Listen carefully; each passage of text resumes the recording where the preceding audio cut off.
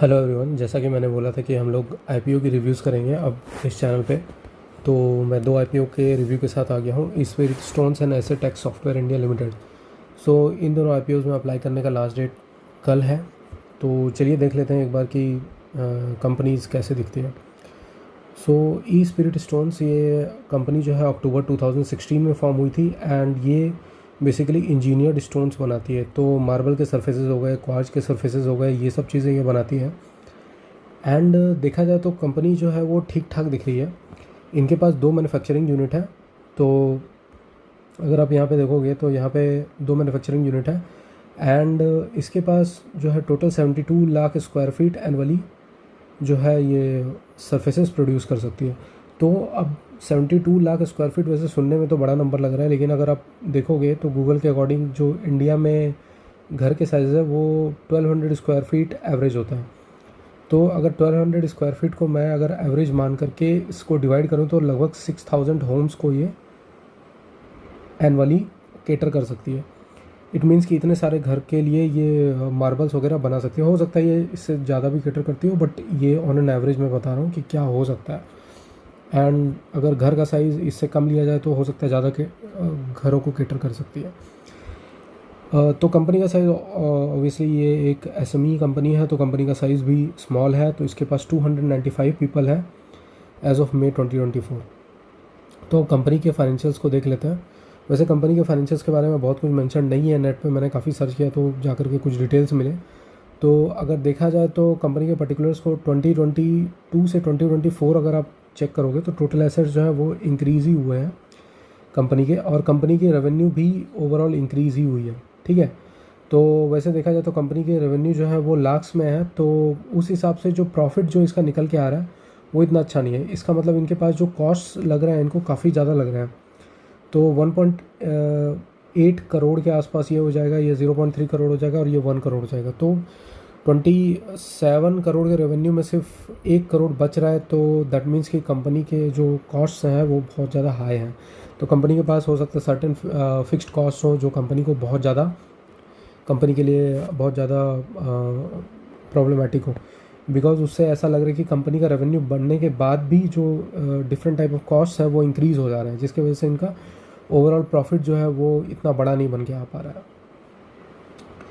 तो reserves and surplus overall increase ही हुए हैं। टोटल बोरोइंग कंपनी की overall year over the years भी इंक्रीज़ हुई है। सो ये भी एक लायबिलिटी है कंपनी के लिए।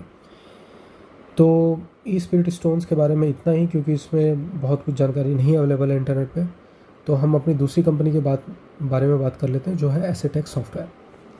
सो एसेटेक सॉफ्टवेयर वैसे तो इंडिया में 2012 में फाउंड किया गया है, बट ये कंपनी जो है एसे टेक्नोलॉजीज़ यूएसए की सब्सिडियरी है। तो कंपनी का काम क्या है?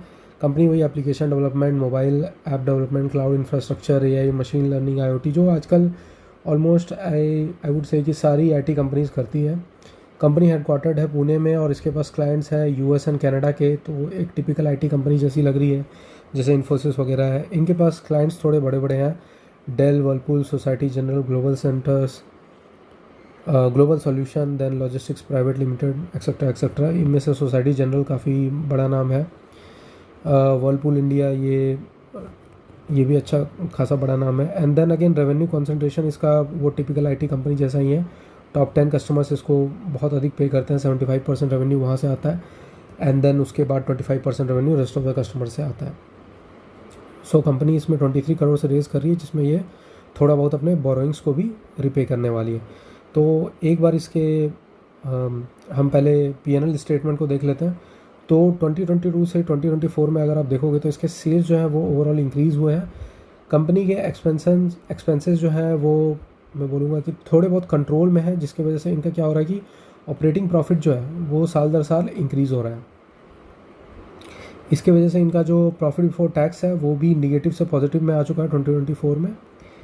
एंड इनका नेट प्रॉफिट भी फाइनली पॉजिटिव में आ चुका है। तो एक बार थोड़ा सा डिटेल में देख लेते हैं कि आखिर इसके पीएनएल स्टेटमेंट में है क्या। तो अगर आप पीएनएल स्टेटमेंट को थोड़ा डिटेल में देखोगे तो ये मैंने स्क्रीनर के साइड पर देखा, तो यहाँ पे एम्प्लॉय कॉस्ट आप देखोगे तो 100% है, जो कि ऑलमोस्ट 45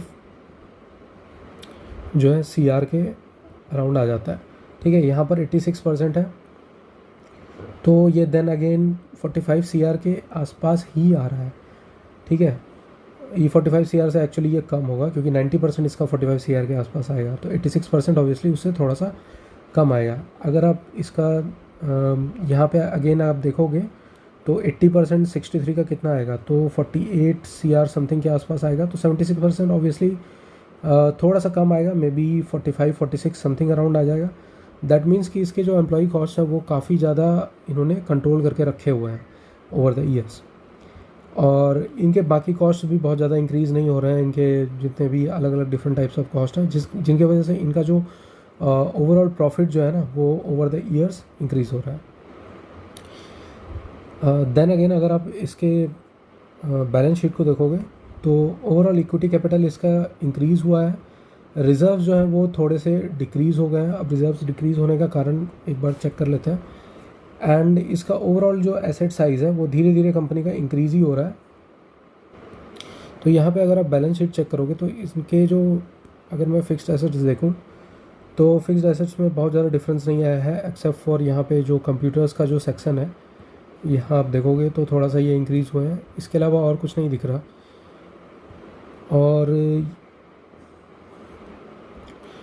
तो कंपनी की बोरोइंग्स जो है, ओवरऑल बोरोइंग्स अगर आप यहाँ पर चेक करोगे तो ये जो बोरोइंग्स है ये ओवरऑल डिक्रीज़ हुई है, बट कंपनी के रिजर्व्स डिक्रीज़ होने के कारण शायद ये हो सकता है। अगर आप यहाँ पे देखोगे तो ट्रेड रिसीवेबल्स जो है ये 15.76 हो गया, अचानक से शूट कर गया 2024 में।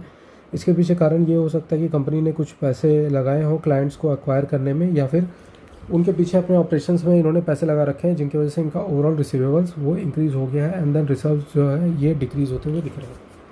तो ये हो सकता है। बाकी कंपनी तो ठीक ठाक दिख रही है, कंपनी थोड़ी सी प्रॉफिटेबल भी है।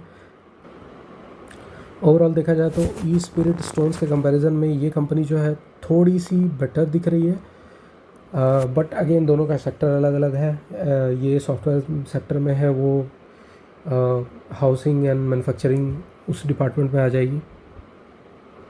तो ऐसे डायरेक्ट कंपैरिजन नहीं कर सकते, बट दोनों में से जो कंपनी बेटर दिख रही है वो मैं बता रहा हूँ। तो एक बार इनके जीएमपी पे भी ध्यान दे लेते हैं कि अभी ग्रे मार्केट में इनका प्रीमियम क्या चल रहा है। तो अगर आप यहाँ पे देखोगे तो ई स्पिरिट का ग्रे मार्केट में प्रीमियम ऑलमोस्ट 51 दिख रहा है, एसेटेक का 80 चल रहा है प्रीमियम। तो दोनों के प्रीमियम अच्छे खासे चल रहे हैं अभी ग्रे मार्केट में, और बल्कि एसेटेक का ऑब्वियसली दोनों में से ये थोड़ी सी बेटर कंपनी है तो इसका प्रीमियम भी उतना चल रहा है, तो 135% का गेन हो सकता है। एंड यहाँ पे ई स्पिरिट स्टोन्स में अगर आप आईपीओ में अप्लाई कर सकते हो तो 58.62% जो भी ग्रे मार्केट प्रीमियम चल रहा है, ये ऑब्वियसली ऊपर नीचे हो सकता है। एक आप रेंज बना के रख सकते हो कि 10-20% ऊपर या नीचे हो सकता है। तो ये था आज का आईपीओ रिव्यू। एंड आप बताइए आप कौन सा आईपीओ में अप्लाई कर रहे हो और क्यों अप्लाई कर रहे हो, उसका रेशनल मुझे कमेंट सेक्शन में आप बता सकते हो, ताकि मुझे भी पता चले कि आप किस कंपनी में अप्लाई कर रहे हो और क्यों अप्लाई कर रहे हो। और अगर आपको मेरे वीडियोस पसंद आ रहे हैं तो प्लीज़ एक लाइक कर दीजिए। आप सिर्फ मुझे एक लाइक चाहिए, वो भी आपका। That's all. Thank you.